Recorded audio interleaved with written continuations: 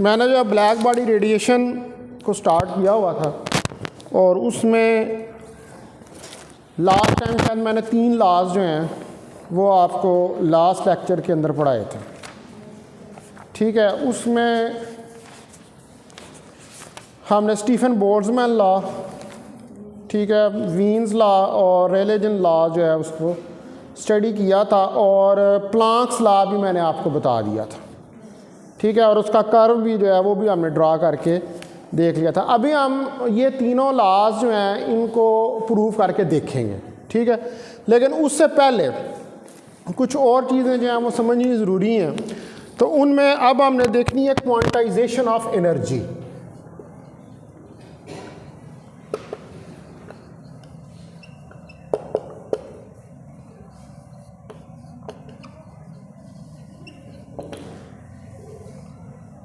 Quanta का लफ्ज़ जो है मैं आप लोगों को पहले मैंने बताया है कि क्वांटम या क्वांटा जो है ये एक्चुअली डिस्क्रीटनेस जो होता है ये उसको डिस्क्राइब कर देगा। किसी चीज़ के अंदर तसलसल ना हो, वो जो चीज़ है वो आपको कट के मिल रही है। जैसे मैंने आपको बताया था कि एक लाइन है सीधी है वो कंटिन्यूअस है, लेकिन अगर उस लाइन के अंदर जो है वो ब्रेक्स आनी शुरू हो जाएं तो वो क्या बन जाएगी, वो डिस्क्रीट लाइन जो है वो बन जाएगी। तो वो एक पार्ट जो उस डिस्क्रीट लाइन का होगा वो एक क्वांटा होगा। तो इसी तरह अब यहाँ पर मैंने लफ्ज़ यूज़ किया क्वांटाइजेशन ऑफ एनर्जी। तो क्वांटाइजेशन ऑफ एनर्जी से भी यही मुराद है कि आपके पास जो एनर्जी निकल रही है, यानी कि हमने बात पीछे की कि जो ब्लैक बॉडी रेडिएशंस हैं, ब्लैक बॉडी के अंदर से जो रेडिएशंस निकलती हैं उनके अंदर जो रेडिएशन हैं उनकी डिफरेंट फ्रिक्वेंसीज़ और डिफरेंट वेवलेंथ्स होती हैं। इनका मतलब है कि वो जितने भी पैकेट्स निकल रहे हैं एनर्जी के, जितने क्वांटा निकल रहे हैं, हर एक की एनर्जी डिफरेंट है, उसकी फ्रिक्वेंसी भी डिफरेंट है और उसकी वेवलेंथ भी डिफरेंट है, ठीक है। तो रेलेजिन, वीन्स और स्टीफन, इन सब को क्या प्रॉब्लम था कि ये इस चीज़ को किस पे कन्फर्म कर रहे थे, ये इस चीज़ को कन्फर्म कर रहे थे क्लासिकल वेव थ्योरी पे। तो क्लासिकल वेव थ्योरी के ऊपर हम जो भी चीज़ होती है उसको कॉन्टीन्यूस लेते हैं, तो इसलिए इसकी एक्सप्लेनेशन नहीं हो पा रही थी। प्लांक आया था, प्लांक ने आकर ये वाला कंसेप्ट पहली दफ़ा इंट्रोड्यूस करवाया था कि ये जो ब्लैक बॉडी रेडिएशन है इसके अंदर से जो एनर्जी एमिट हो रही है वो किसकी फॉर्म में है, वो क्वांटाज की फॉर्म में है, वो पैकेट्स के फॉर्म में है। उनकी हर पैकेट की अलग एनर्जी है, हर पैकेट की वेवलेंथ अलग है, हर पैकेट की एनर्जी जो है वो अलग है, ठीक है। तो this is actually the concept of quantization. इसको हम कहते हैं कि ये क्वांटा, और जितनी आगे से क्वांटम थ्योरी या क्वांटम मैकेनिक्स थी वो फिर इसी बेस के ऊपर उस सारी को डेवलप किया गया। अभी आप यहाँ पर जो ये कोर्स पढ़ रहे हैं इसके अंदर 3rd टर्म के अंदर ये सिर्फ फंडामेंटल्स हैं उसकी, क्वांटम मैकेनिक्स की। अभी असल क्वांटम मैकेनिक्स जो है वो आपने आगे जाके पढ़नी है 6th और 7th टर्म के अंदर, ठीक है। अब जो प्लांक है इसका जो अजम्पशन था जिस उसने रेडिएशन लॉ को प्रूव किया था उसमें इसने कांस्टेंट यूज़ किया था, ठीक है। इसने ये रिलेशन दिया था E = hf, ठीक है। इसमें E जो है वो एनर्जी है, H को नाम दिया था प्लांक कांस्टेंट का, और इसकी वैल्यू मैंने आपको बताई थी कि 6.67 10 की पावर, बाद जगह पर 3 होती है, बाद जगह पर 7 होती है, उससे कोई फ़र्क नहीं पड़ता, जूल सेकेंड इस प्लांक का। यही प्लांक कांस्टेंट जो है एक्चुअली ये क्लासिकल डोमेन और क्वांटम डोमेन में फ़र्क लेके आता है। जहाँ पर H आ जाएगा, जिस एक्सप्रेशन के अंदर H आ जाएगा, प्लांक कांस्टेंट आ जाएगा, इसका मतलब है कि वो क्वांटम मैकेनिकल एक्सप्रेशन है। तो इसका मतलब है कि ये एनर्जी जो किसी पैकेट ऑफ एनर्जी की है ये एक क्वांटम एनर्जी है, ये एक क्वांटा की एनर्जी है। तो प्लांक ने ये जो रेडिएशन लॉ जो है इसको जब ड्राइव किया तो उसने ये जो रेडिएशन थी इसकी जो इंट्रैक्शन है कैविटी के साथ, अब होता क्या है कि ब्लैक बॉडी के अंदर रेडिएशन को आप फॉल करते हैं, इस तरह कैविटी बनी होती है, ठीक है, ये कैविटी है। तो इस कैविटी से अंदर रेडिएशंस आती हैं, अब वो रेडिएशन इस कैविटी की वॉल्स के जो एटम्स होते हैं उनके अंदर अब्जॉर्ब होती है। ठीक है, मैंने आपको ये बताया था। तो ब्लैक बॉडी एक्चुअली एक आइडियल बॉडी है, तो वो आइडियल रेडिएटर होता है और आइडियल ही अब्जॉर्वर होता है। तो जितनी रेडिएशन उसके अंदर आती है ये सारी को अब्जॉर्व कर लेता है और जितनी अब्जॉर्व करता है उतनी ही रेडिएट कर देता है। ठीक है, वैसे एक्चुअल के अंदर इस तरह नहीं हो सकता, एक्चुअल के अंदर कई और बहुत सारे फैक्टर्स आ जाते हैं, लेकिन यहाँ पर यह है कि जितनी अब्जॉर्व की उतनी, इसलिए इसको कहते हैं ideal black body radiator. Radiator यानी कि जितनी उसने एनर्जी अब्जॉर्व की उतनी ही उसने बाहर निकाल दी। अब जब ये एटम्स जो होते हैं इन कैविटी वॉल्स के अंदर, ये एक्चुअली कैसे बिहेव कर रहे होते हैं? As oscillator. हर एटम जो होता है वो अपनी मीन पोजीशन के अबाउट वाइब्रेट कर रहा होता है। ठीक है, तो एटम्स जो होते हैं, atoms in cavity behave like oscillators. तो एटम जो होते हैं कैविटी के अंदर वो एज एन ऑसिलेटर के तौर पे बिहेव कर रहे होते हैं। तो अब जाहिर बात है ऑसिलेटर है, तो ऑसिलेटर जो है वो अपनी मीन पोजीशन के अबाउट वाइब्रेट करेगा और हर ऑसिलेटर जो है उसकी एक कैरेक्टरिस्टिक फ्रीक्वेंसी होगी। मतलब एटम है ना, अब सारे एटमों की एक फ्रीक्वेंसी तो नहीं है, जितने एटम्स बीच में वाइब्रेट कर रहे हैं हर एक की फ्रीक्वेंसी दूसरे से डिफरेंट है। तो हर एटम जो है उसकी एक कैरेक्टरिस्टिक फ्रीक्वेंसी होगी। ईच एटम हैव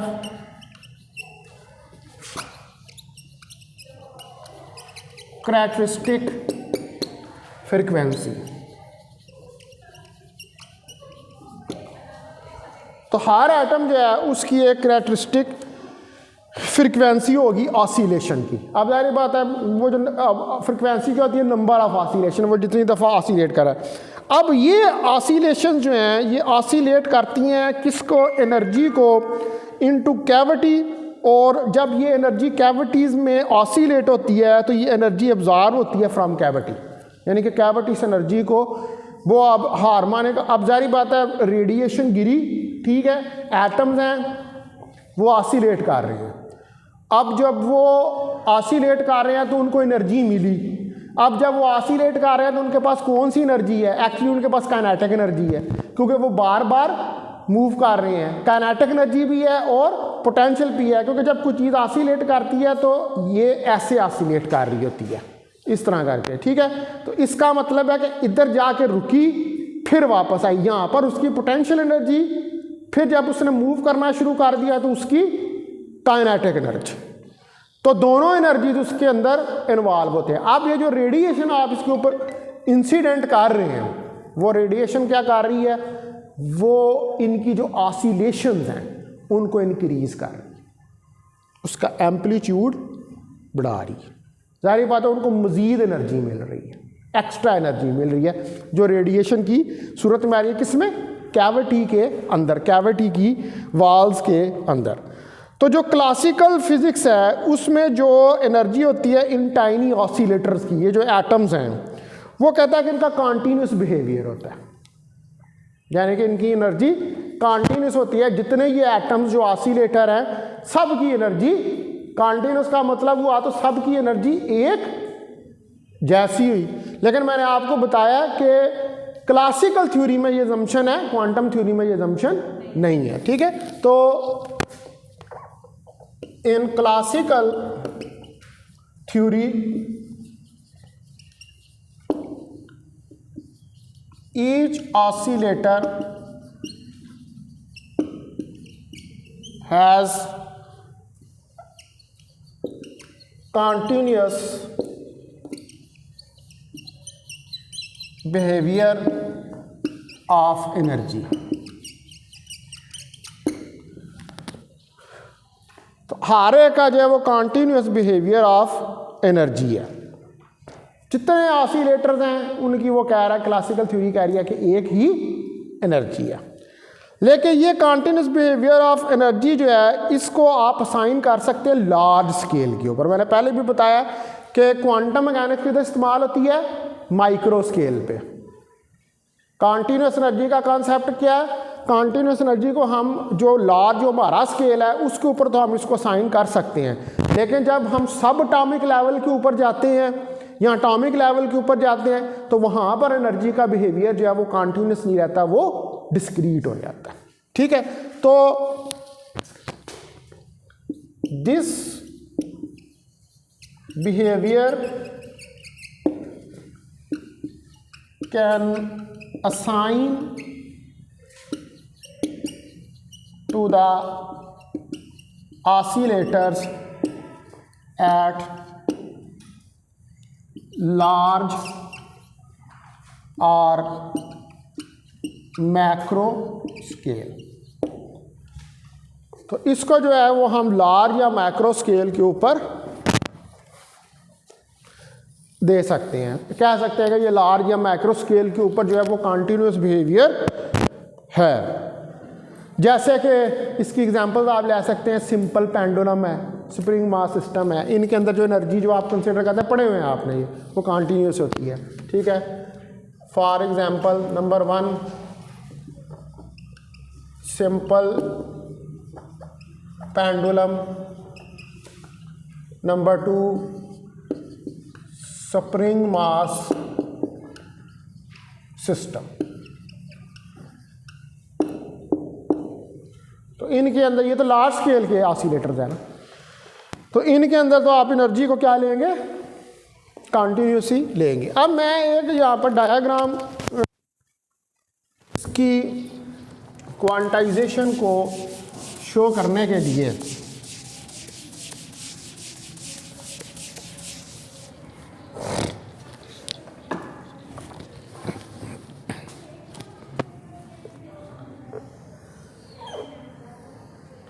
देखें, यहाँ पर ये कुछ एनर्जी के लेवल्स हैं। ठीक है, मैं ये बनाता हूँ, ये कुछ लेवल्स हैं एनर्जी के।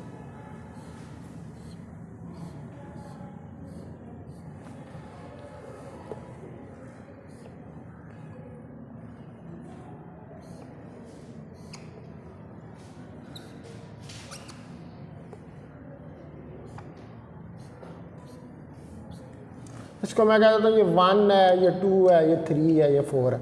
अब इसके अंदर ये बाकी सब लेवल्स जो हैं वो आ जाएंगे। इसको हम कह देंगे 6, 5, 4, 3, 2, एक और बना लेंगे नीचे तो 1।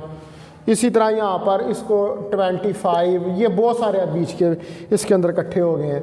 20, 15, 10, 5। ठीक है, इधर से आप ले लेंगे, यहाँ पर ये 1 है, ये 2 है, ये 3 है, ये 4 है, इधर से ये 5 है, ये 10 है, ये 15 है, ये 20 है। ठीक है, तो ये एक माइक्रो स्केल के ऊपर क्या है, एनर्जी का ग्राफ। ठीक है, अब आप यहाँ पर ये दे सकते हैं कि मैंने आपको लास्ट टाइम भी एक बात बताई थी कि अगर एनर्जी कॉन्टिन्यूस ना हो तो वो इंटीजर्स के अंदर होती है। ठीक है, अगर कॉन्टिन्यूस ना हो तो वो इंटीजर्स के अंदर होती है। कैसे? 1, 2, 3, 4, 5, 6, 7, 8, 9, 10, ये सारे इंटीजर्स हैं। ये एनर्जी जो है इंटीजर्स के अंदर है। लेकिन अगर एनर्जी कॉन्टिन्यूस हो तो फिर वो इस तरह वो डेसिमल्स में आ जाएगी, जैसे 1.1, 1.2, 1.3, 1.4, 1. अब ये एक सीक्वेंस के अंदर चल रहा है ना, ये 1.1, 1.2, 1.3, 1.4 जो है वो एक सीक्वेंस में चल रहा है। तो एक बार याद रखें कि क्वांटम लेवल के ऊपर हमेशा, चाहे आपके पास एनर्जी हो, मोमेंटम हो, स्पीड हो, कोई भी चीज़ हो, वो हमेशा इंटीजर्स के अंदर ही आएगी, वो डिस्क्रीट ही होगी हमेशा, कभी भी वो कॉन्टिन्यूस जो है वो नहीं होगी। ये बात जो है ना, ये हमें लाजमी, हमें इसका ख्याल जो है वो रखना पड़ता है। तो अब अगर आपने जो है वो प्लांक्स रेडिएशन लॉ, जिसका भी हमने फार्मूला लिखा है, इसको हमने अगर ड्राइव करना हो तो इसके लिए ज़रूरी है कि हम ये अजम्पशन लें कि एनर्जी जो है वो डिस्क्रीट है। अगर प्लांक रेडिएशन का लॉ ड्राइव ही, वो जो लास्ट टाइम मैंने फार्मूला लिखा था, वो ड्राइव ही इसी बेस पे किया गया है कि ब्लैक बॉडी के अंदर से जो रेडिएशन निकल रही हैं वो क्या है, वो डिस्क्रीट है, वो कॉन्टीन्यूअस नहीं है। अगर आप कॉन्टीन्यूअस की अजम्पशन लेंगे तो फिर यहाँ वो शॉर्ट वेवलेंथ पे फिट आएगा, यहाँ वो लॉन्ग वेवलेंथ पे फिट आएगा। लेकिन हमें इस बात का पता है कि जो ब्लैक बॉडी है उसके अंदर लॉन्ग और शॉर्ट वेवलेंथ दोनों तरह की फ्रीक्वेंसीज जो हैं वो वेवलेंथ और फ्रीक्वेंसीज जो हैं वो जनरेट हो रही हैं। ठीक है, तो अब ये जो हर एटॉमिक ऑसिलेशन जो है वो अमिट करती है, एब्जॉर्ब करती है अगर एनर्जी को, ठीक है, कॉन्टीन्यूअस वे के अंदर नहीं, वो उसको एब्जॉर्ब करती है इन क्वांटम मैकेनिकल वे या इन डिस्क्रीट वे। तो फिर हम उसका ये लिखते हैं एक्सप्रेशन एन एच एफ। ठीक है, एन अब यहां पर क्या है, एन जो है इसकी वैल्यू होगी 1 2 3 अप टू सो ऑन। ये अब उसको एनर्जी को बता रहा है कि पहला, दूसरा, तीसरा, चौथा, पांचवा, यानी कि it is describing the quantization. और इसके अंदर जो बेसिकली ये एच है, ये प्लांक कांस्टेंट है, और ये प्लांक कांस्टेंट क्या डिस्क्राइब करता है, क्वांटाइजेशन ऑफ एनर्जी को इस एक्सप्रेशन। मैं अगर सपोज करूं कि मैं कह देता हूं कि एक्सप्रेशन ए है, तो H in A represents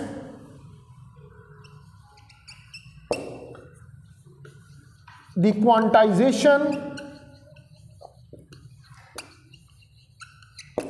of energy।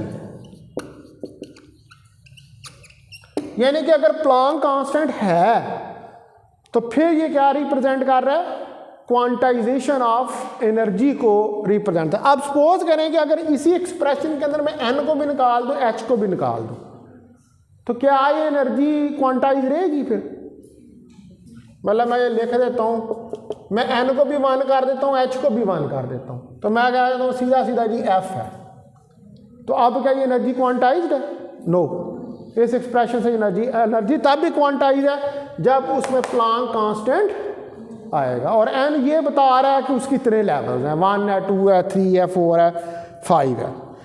तो इसका मतलब है कि जो ऑसिलेटर एनर्जी लेवल्स हैं ये इक्वली स्पेस्ड होते हैं, और इनके दरमियान इंटरवल कितना होता है, एच एफ का। सारे मतलब ये जिस तरह मैंने ये फिगर बनाई है ये इक्वली स्पेस्ड है, ये एनर्जी लेवल्स क्या हैं, इक्वली स्पेस्ड है, लेकिन इनके दरमियान में इंटरवल कितना है, एच का, एच एफ का इनके दरमियान में इंटरवल है, ये एच एच का। तो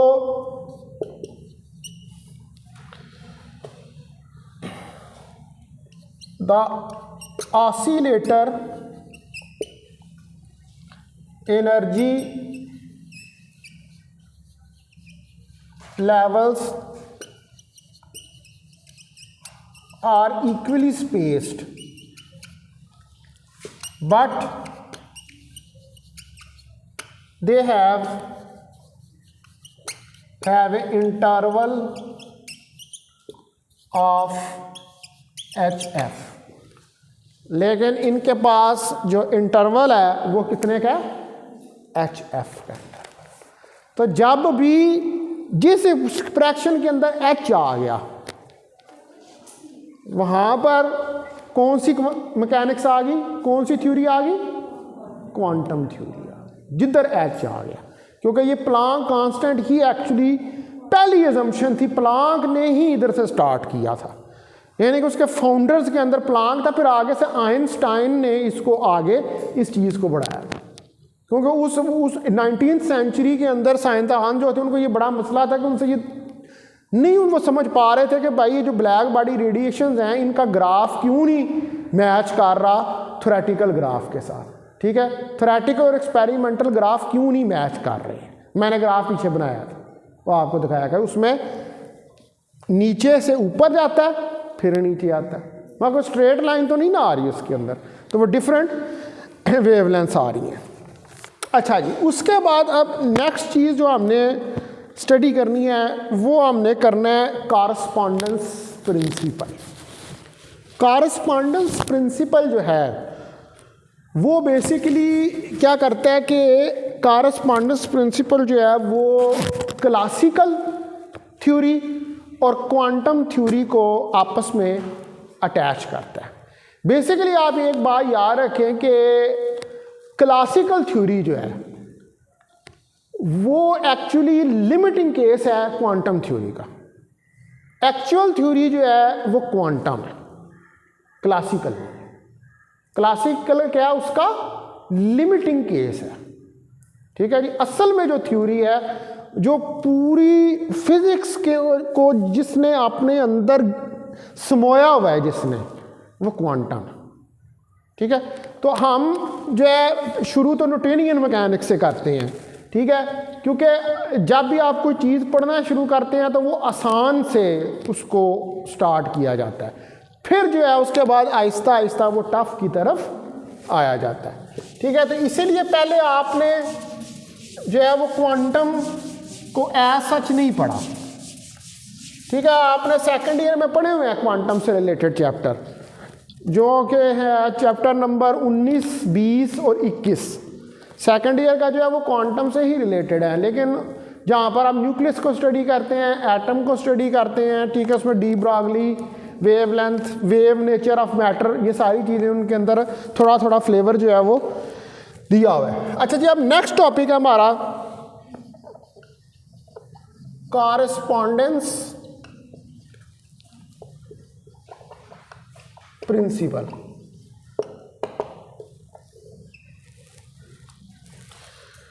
तो क्लासिकल और क्वांटम थ्योरीज जो हैं वो आपस में कनेक्टेड हैं इस थ्योरम के ज़रिए। ठीक है, तो या इस प्रिंसिपल से, जिसको हम कहते हैं correspondence principal.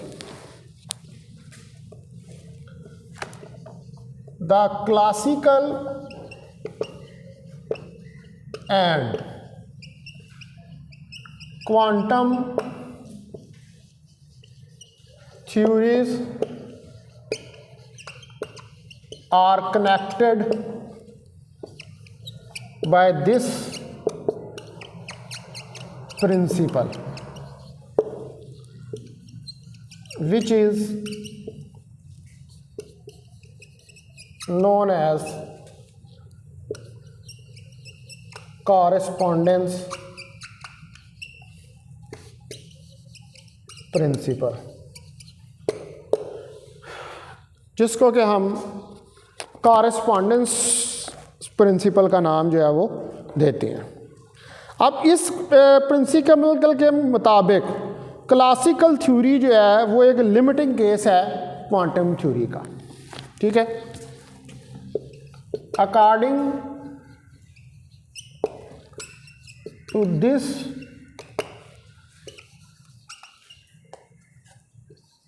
Principal, classical theory is a limiting case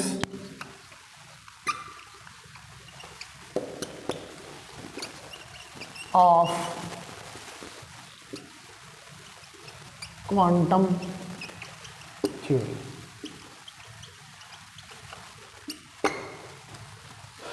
ये क्या है, एक लिमिटिंग केस है किसका, क्वांटम थ्योरी का। ठीक है, इस थ्योरम के मुताबिक तो इसको हम डिफाइन कर सकते हैं कि क्वांटम थ्योरी जो है वो मस्ट एग्री करती है क्लासिकल थ्योरी से in the limit of large quantum numbers. ठीक है, क्वांटम थ्योरी क्या करती है, एग्री करती है क्लासिकल थ्योरी से, किसमें, इन limit of large quantum numbers. अब h को 1 कर दें, लार्ज है ना h, 1 वैल्यू लार्ज है, लेकिन 6.67 10 की पावर -34 जूल सेकेंड बहुत कम वैल्यू है। तो अगर आप लार्ज क्वांटम नंबर्स के ऊपर ले जाएंगे तो फिर क्वांटम थ्योरी जो है वो एग्री करेगी क्लासिकल थ्योरी से। लेकिन अगर आप लार्ज क्वांटम नंबर्स पे नहीं होंगे, स्मॉल क्वांटम नंबर्स भी होंगे, यानी कि जैसे h की वैल्यू मैं बता रहा हूँ कि 6.67 10⁻³ जूल सेकंड है, then you are in quantum regime. तो क्वांटम रजीम अलहदा होती है और क्लासिकल रजीम जो है वो अलहदा होती है, लेकिन दोनों कनेक्टेड हैं एक दूसरे से किसके ज़रिए? कॉरस्पॉन्डेंस प्रिंसिपल से। और कॉरस्पॉन्डेंस प्रिंसिपल क्या कह रहा है? कॉरस्पॉन्डेंस प्रिंसिपल ये कह रहा है कि अगर लार्ज क्वांटम नंबर्स हों तो तब क्लासिकल थ्योरी जो है वो क्वांटम थ्योरी से एग्री करेगी। ठीक है, तो according to this principal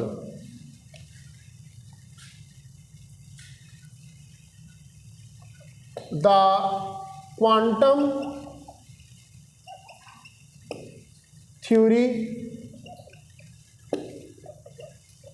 agrees with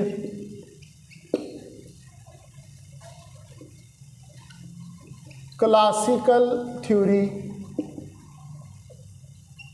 at large quantum numbers।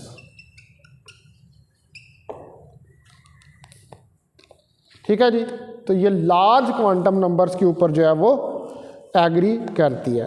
तो इसका मतलब है कि जो स्विंगिंग पेंडुलम है और ऑसिलेटिंग एटम्स हैं इनको हम आपस में रिलेट कर सकते हैं, लेकिन कब?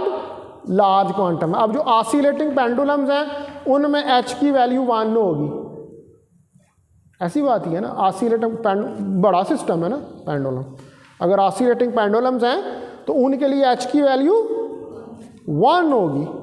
लेकिन अगर ऑसिलेटिंग ब्लैक बॉडी के ऑसिलेटिंग एटम्स हैं कैविटी के अंदर तो उनके लिए h की वैल्यू क्या होगी? 6.67 10⁻³ जूल सेकंड। ठीक है जी, तो इसके ज़रिए आप इन दोनों को आपस में relate. Swinging pendulum micro scale पे नहीं है, वो मैक्रो स्केल के ऊपर है। स्विंगिंग पेंडुलम जो है वो मैक्रो स्केल के ऊपर है और ऑसिलेटिंग एटम कैविटी के अंदर जो है वो माइक्रो स्केल के ऊपर। ठीक होगी जी बात, यहाँ तक क्लियर होगी बात।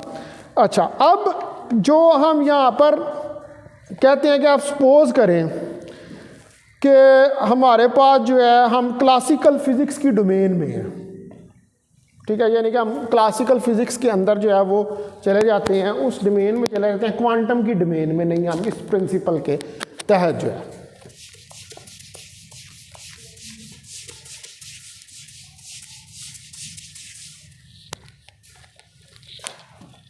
तो if we are in classical domain, तो अगर हम क्लासिकल डोमेन में हैं तो यहाँ पर जो है जो प्लांक कांस्टेंट है उसको डिटेक्ट करना बहुत मुश्किल है। It is very difficult to detect Planck constant. यहाँ पर प्लांक कांस्टेंट, क्योंकि लार्ज क्वांटम नंबर्स की बात है, यहाँ पर प्लांक कांस्टेंट को डिटेक्ट करना बड़ा मुश्किल है। तो अगर हम कहें कि let h goes to 0, detect ही नहीं हो रहा, तो h 0 ही हो जाएगा ना जब डिटेक्ट ही नहीं हो रहा। तो फिर हम क्वांटम फार्मूले को रिड्यूस कर सकते हैं, h 0 के कर दें तो क्वांटम फार्मूला किस में रिड्यूस हो जाएगा? क्लासिकल फार्मूले में। अगर h 0 है, द क्वांटम फार्मूला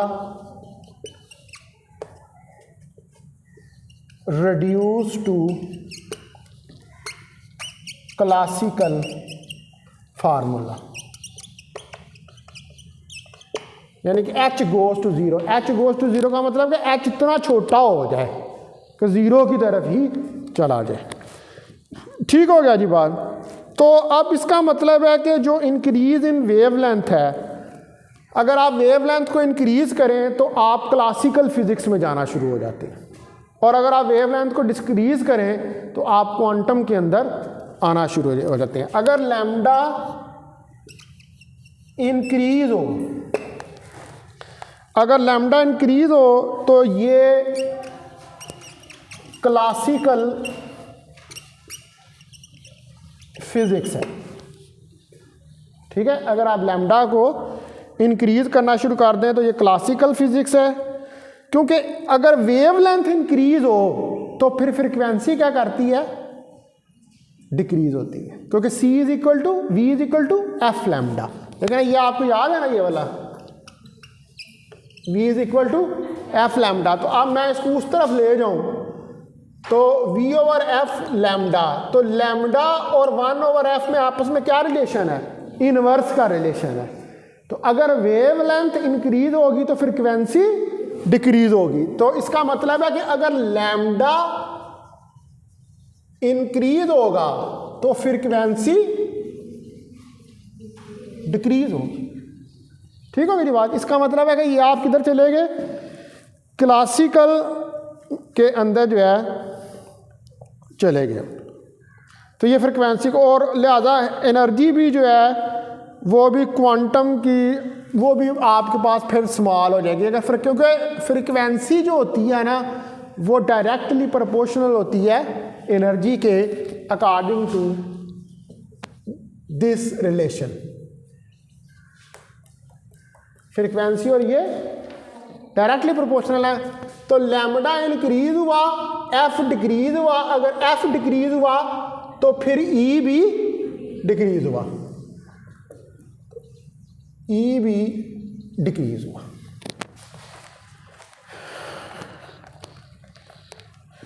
ठीक है। तो अब अगर हमने ये चेक करना हो कि हम क्लासिकल के अंदर हैं या क्वांटम के अंदर हैं, तो हमें एच एफ और के टी होती है बड़े पेंडुलम की एनर्जी, के टी, ठीक है। ये के टी एनर्जी जो है E is equal to k t, k Boltzmann constant है, टी टेम्परेचर है, ठीक है।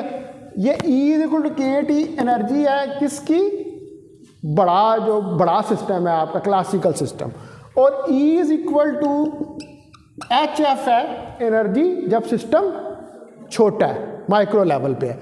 यानी कि ये एनर्जी किस पर है, मैक्रो पे, और ये किस पे है, माइक्रो पे। तो हमें इन दोनों को आपस में कंपेयर करना पड़ता है। अगर एच एफ जो है, ठीक है, अगर एच एफ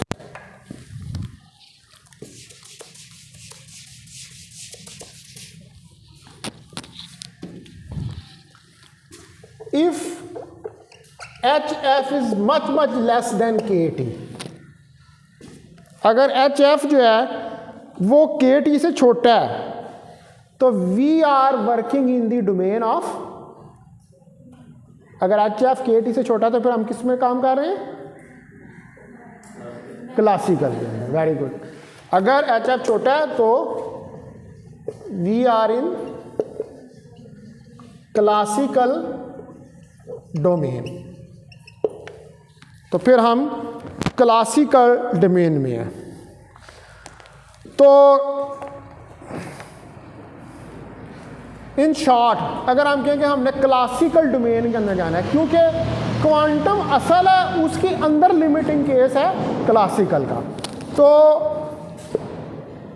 फॉर क्लासिकल अगर आपने क्लासिकल के अंदर जाना है तो फिर आपको F को बहुत कम करना पड़ेगा, ठीक है, लैम्डा को बहुत लार्ज करना पड़ेगा, इन्फिनाइट करना पड़ेगा, और टेम्परेचर को भी इन्फिनिटी करना पड़ेगा।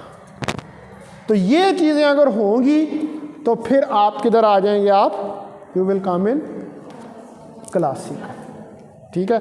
ये यानी कि कह लें इनको कि what are these are large quantum numbers.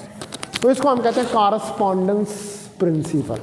Correspondence principal जो है ये बेसिकली क्लासिकल और क्वांटम थ्योरी को आपस में रिलेट करता है और हमें ये वाले जो लिमिट्स हैं, ये वाली लिमिट्स जो हैं ये याद होनी चाहिए और हमें इस बात का पता होना चाहिए कि अगर h को आप ज़ीरो के पास ले जाएंगे तो फिर आप किधर चले जाएंगे, यानी कि जहाँ पर h डिटेक्ट ही नहीं हो रहा।